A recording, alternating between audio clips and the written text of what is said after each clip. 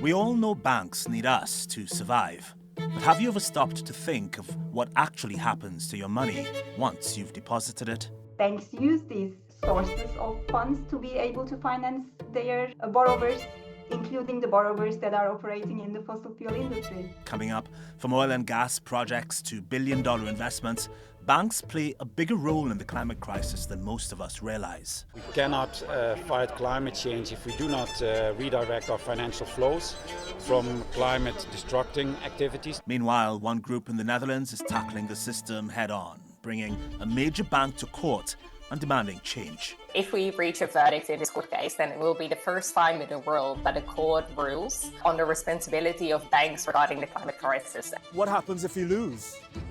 Just 2 degrees is on. Now, ING can't get out of this individual responsibility simply by pointing their finger at another bank that is also not behaving appropriately.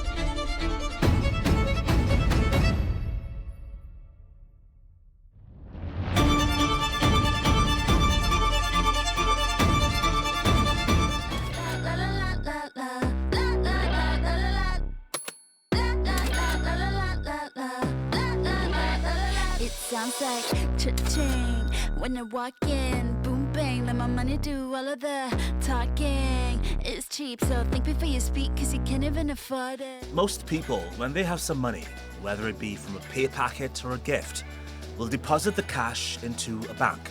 It could be a savings account, current account, or perhaps an investment fund.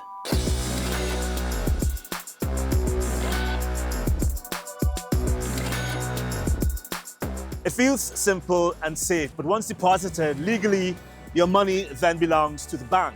In return, you get a promise that you can withdraw it whenever you want, but there's a lot more to the story. When you deposit money into a bank, it doesn't just sit there.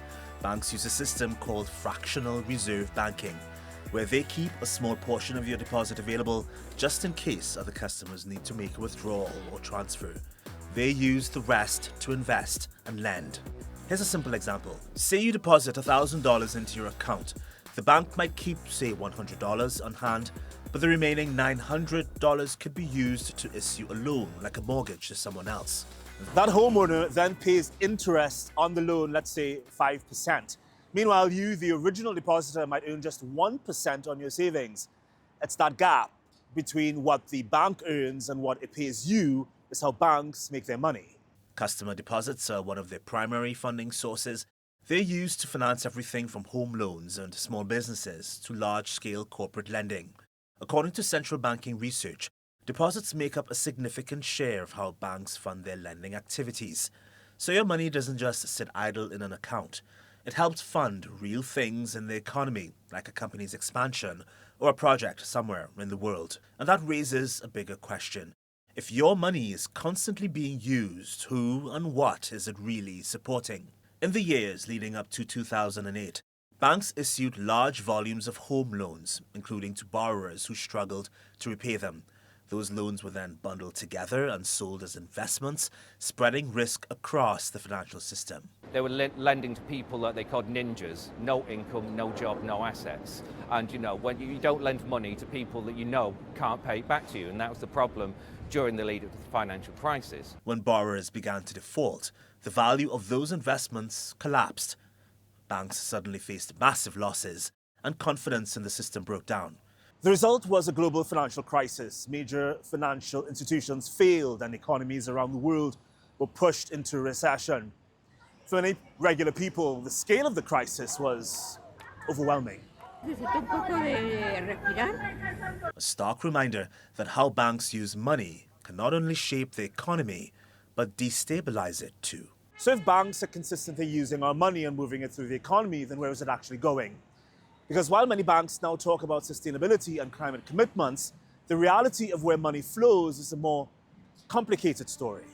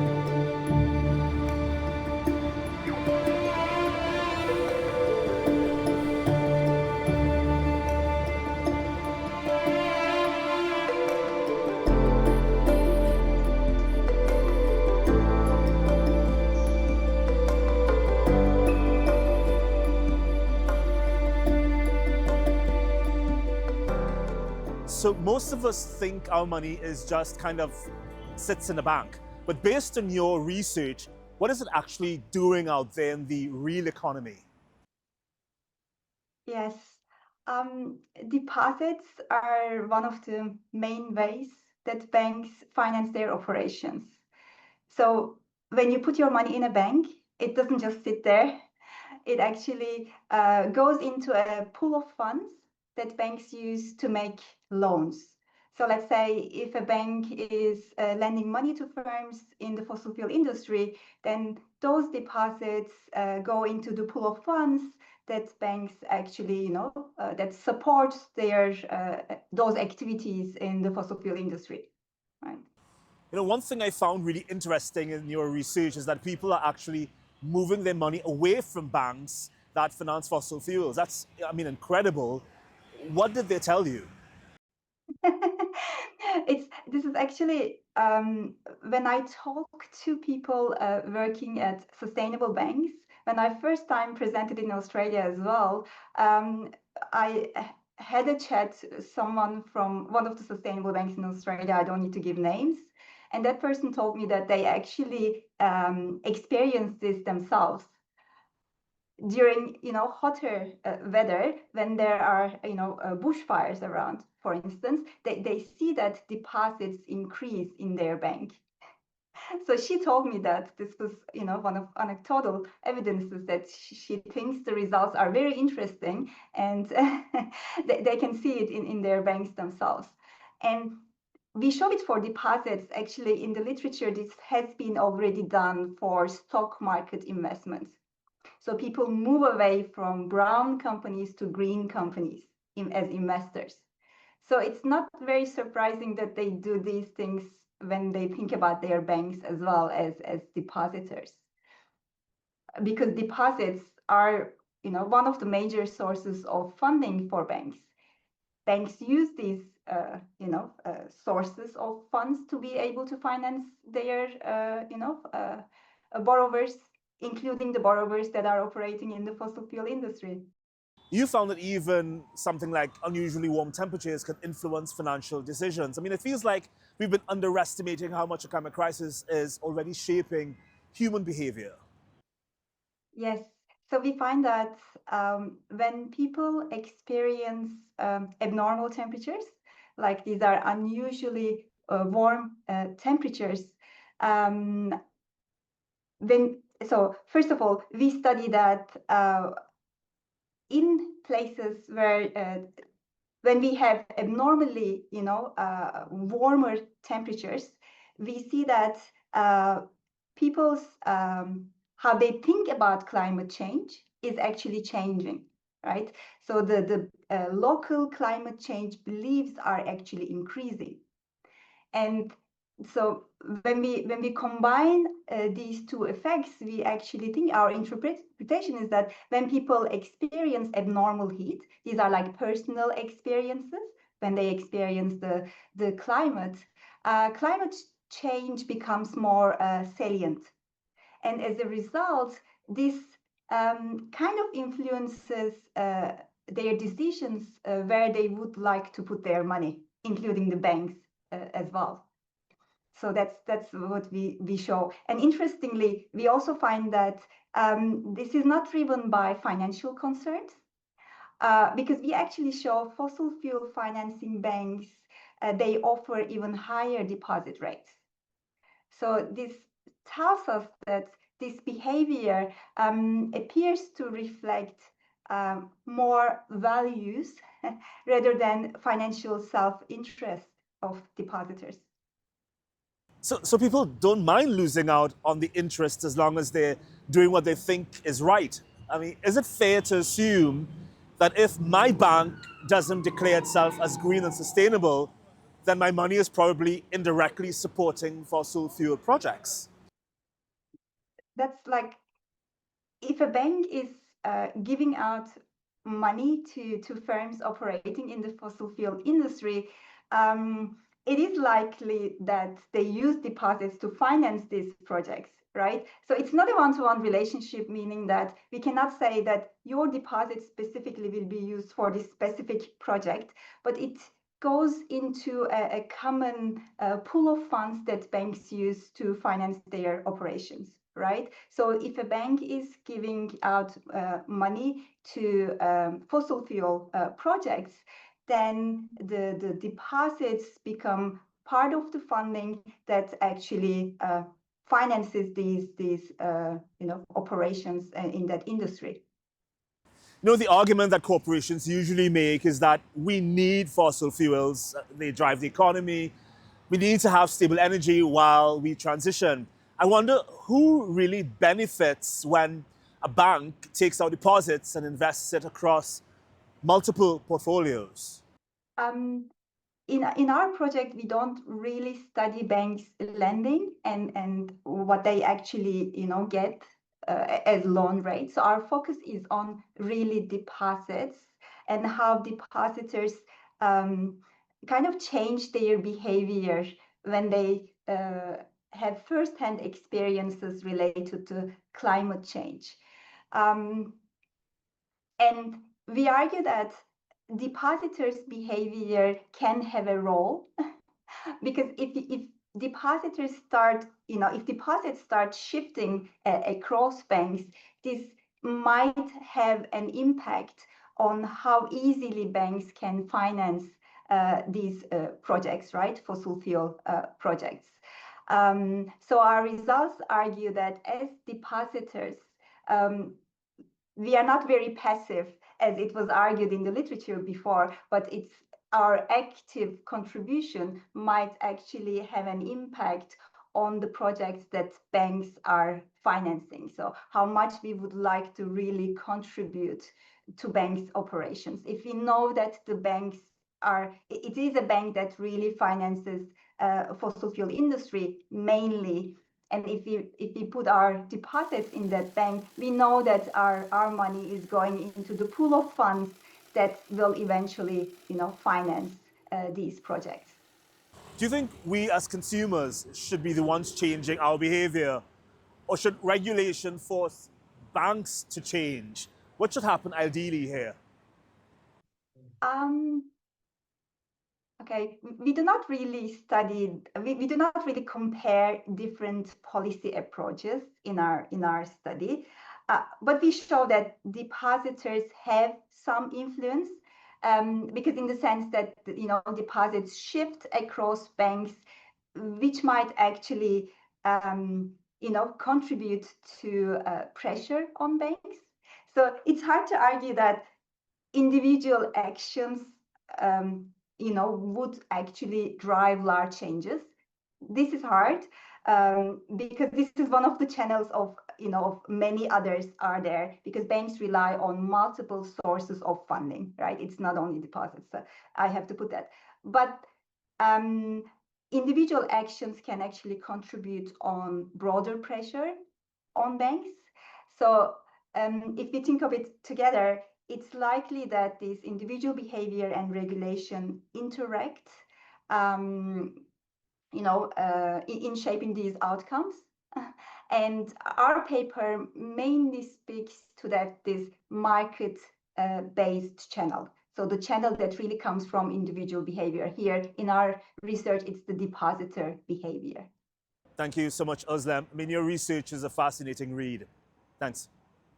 So, if our money is part of a much bigger system, one that still helps fossil fuels to flourish, then the obvious question becomes, who's responsible? Is it the bank, the companies? Are we to blame for participating without even realizing it? Because as we've just heard, even small shifts in behavior, like moving your savings, can start to send signals through the financial system. ING is the banker of the climate crisis. It's responsible for more than 260 megatons of CO2 emissions, comparable to 1.5 times the total CO2 emissions of the Netherlands. As the Paris Agreement states, we cannot fight climate change if we do not redirect our financial flows from climate-destructing activities to climate-friendly activities. Yet, for many, it's not enough to just identify the problem. In the Netherlands, climate group Milieudefensie has taken that question of responsibility straight to the courts. In 2024, they filed a landmark case against ING, the country's largest bank, arguing that by continuing to finance fossil fuel companies, the institution is contributing to the degradation of the planet.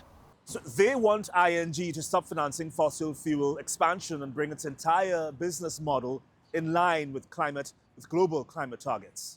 Firstly, Lizzie, on this episode, we've been talking about what happens to our money after we put it in a bank, and it's left me feeling kind of betrayed to know my money may be funding fossil fuel firms, and to think it's been this way maybe for as long as banks have been around.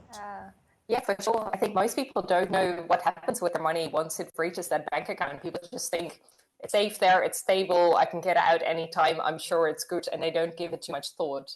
But actually, there are many ways that it helps the bank finance polluting activities that clearly impact people, their own future. They might not even want that to happen with their money, but it happens. Yeah. You know, ING says your demands are unrealistic and that if they step back, other banks will just step in. So does this kind of legal action actually reduce emissions or just shift them elsewhere?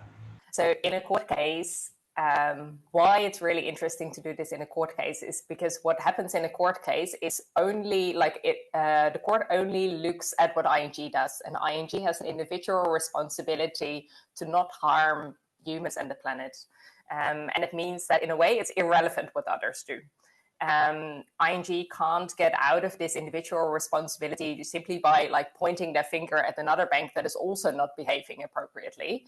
It's about what they do and whether they do it good enough, and at the moment they don't. It sounds as though you're saying that if the bank rules in your favor, although it may affect just ING, you're really hoping to reshape the entire financial system in the Netherlands.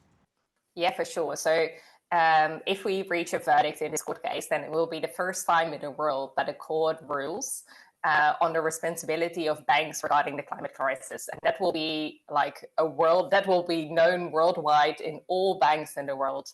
So of course, this verdict only applies to ING if it's a positive verdict, but all other banks will know, hey, this was a ruling in the Netherlands, it only goes for ING, but we're kind of doing similar things wrong at the moment, and it means that we could also be held liable for this. So it will have a massive flow-on effect for all other banks in the world, hopefully. There's also the argument that cutting financing too quickly could disrupt economies or energy supply. So then how do you balance that with the urgency of climate action? Yeah, so basically all regulators, all central banks, all scientists agree that the best way to keep our planet safe, the best way to give us a smooth energy transition is to start right now with financing fossil fuel companies and CO2 intensive sectors less and less and less. That means we need to start a transition right now. And it doesn't have to be from today till tomorrow, but we do need to start that phase out right now. And at the moment, that's not what we're seeing from ING. So at the moment, ING does not have any targets to reduce their emissions in any absolute way. They don't have any targets to really phase out fossil fuels at all. At the moment, they're just only looking at short-term benefits. And that's what we want to see changed. I wonder how you and members of your company feel for challenging such a powerful company. I mean, you hear stories in other parts of the world where forest defenders, for example, are intimidated, sometimes killed. Do you feel safe taking this to court and seeing it through to the very end? I mean, yeah, it is strange, right? But I'm sitting here as someone I just reached 30. We're a very small NGO, and we are suing one of the largest banks in the world, literally. It's ridiculous that can happen. But actually, in the Netherlands, I feel very safe and privileged to be able to do that in such a safe country with such a progressive legal system. And I also think that therefore it's our duty to take these pollutive companies to court in the Netherlands, because we're one of the few jurisdictions where these cases can be won and where these cases are safe to be done. So I actually think it's our duty to do it here, because indeed, unfortunately, there are many other places where this would not be safe for people to do. What happens if you lose? Yeah, so court cases are really it's a marathon, it's not a sprint. Many dozens and dozens of court cases about climate change have been lost in the past. But at the moment, there are hundreds, maybe even thousands of court cases about climate change in the world. and we see them. They're won much more often now than in the past. So if we do lose, which I hope we don't, but if we do, then we're just going to keep on trying because we see the trend going upwards. Like, basically, unfortunately, it is the case that the worse the climate crisis gets, the bigger the responsibility for companies get to do something about it. And that also means the more likely these court cases will be won. What do you think is the strongest argument that ING Bank would have against the organization? And what are you prepared to do or say to defend against that argument? So what is really clear is that we know that ING should stop financing the climate crisis, and instead they should finance in companies that actually contribute to a safe future for us all. I think that is crystal clear that needs to happen, and they have responsibility in this.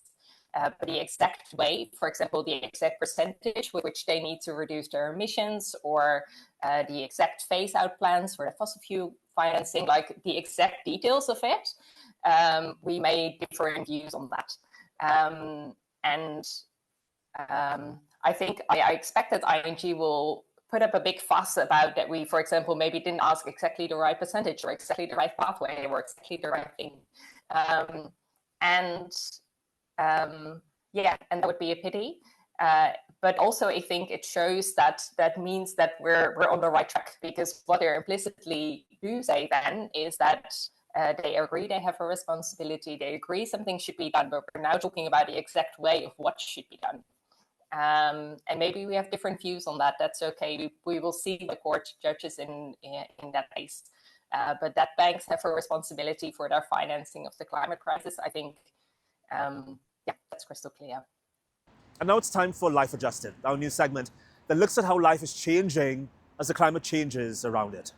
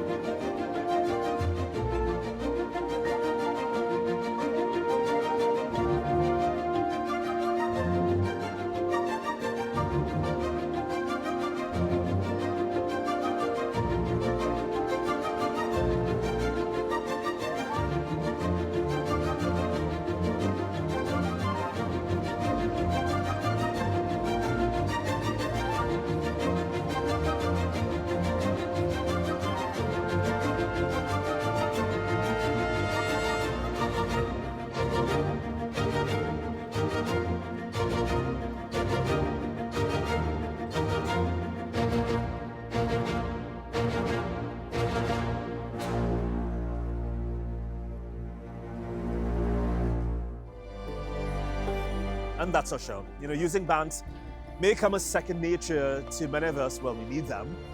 But it's unsettling to think our money can be used for things we do not support. Still, it's up to us to decide how we use this information that we learn on this program moving forward. Until next time, bye.